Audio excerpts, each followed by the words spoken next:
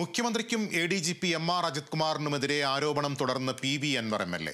Palakkad Chelakkara ഉപതെരഞ്ഞെടുപ്പുകളിൽ CPM BJP ധാരണയുണ്ട്. BJPയെ വിജയിപ്പിക്കാൻ Palakkad CPM കച്ചവടം ഉറപ്പിച്ചു.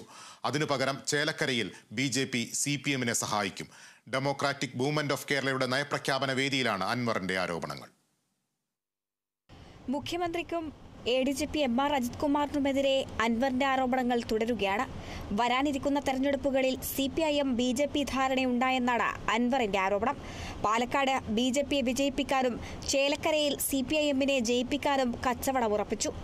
ഈ കച്ചവടത്തിന് പിന്നിൽ MR അജിത് കുമാറാണെന്നും PV അൻവർ ആരോപിച്ചു. തൃശൂരിൽ BJPക്ക് പരവതാനി വിരിച്ചത് മുഖ്യമന്ത്രിയാണെന്നും അൻവർ കുറ്റപ്പെടുത്തി. കടന്നു വരാൻ BJPക്ക് ഒരു പഴുതുമില്ലാത്ത കേരളത്തിൽ വളരെ വിശാലമായ പരവതാനി തൃശ്ശൂരിൽ വിരിച്ചു കൊടുക്കുന്നു.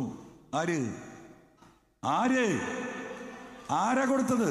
കേരളത്തിന്റെ മുഖ്യമന്ത്രി. പാലക്കാട് BJPക്ക് കച്ചവടം ഉറപ്പിച്ചു കഴിഞ്ഞു. അതിന്റെ അലയൊലികൾ അവിടെ ആരംഭിച്ചു കഴിഞ്ഞു. ചേലക്കര BJP CPMന് വോട്ട് ചെയ്യും. കൃത്യമായ പ്ലാനിംഗ്. അതേസമയം ഡെമോക്രാറ്റിക് മൂവ്മെന്റ് ഓഫ് കേരള എന്ന സാമൂഹിക സംഘടന പ്രഖ്യാപിച്ചു. ഒപ്പം കേരളത്തിന് 15ാമത് ജില്ല വേണമെന്നും മലപ്പുറം, കോഴിക്കോട് ജില്ലകളെ വിഭജിക്കണമെന്നും നയപ്രഖ്യാപനത്തിലൂടെ സംഘടന ആവശ്യപ്പെട്ടു. ജാതി സെൻസസിനായി പോരാട്ടം തുടരും, പ്രവാസികൾക്ക് വോട്ടവകാശം ഉറപ്പാക്കണം എന്നീ ആവശ്യങ്ങളും അൻവറിന്റെ DMK ആവശ്യപ്പെട്ടു. ഇതൊരു രാഷ്ട്രീയ മുന്നേറ്റമല്ല, ഇപ്പോൾ ഇതൊരു രാഷ്ട്രീയ പാർട്ടിയുമല്ല.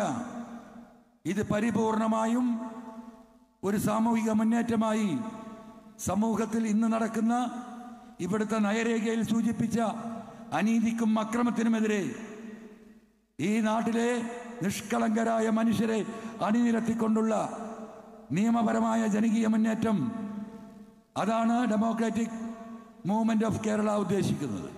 ദേശീയ പാരമ്പര്യത്തിലും ഫെഡറലിസത്തിലും അധിഷ്ഠിതമായ ജനാധിപത്യ കാഴ്ചപ്പാടാകും അൻവറിന്റെ DMK മുന്നോട്ട് വെക്കുക. കേരളത്തിന്റെ സാമൂഹിക സാമ്പത്തിക വിഭജനം കണ്ടെത്തി പരിഹരിക്കുകയാണ് സംഘടനയുടെ നയമെന്നും പൊതുസമ്മേളനത്തിൽ പ്രഖ്യാപനം. Kerala vision news, Malappuram.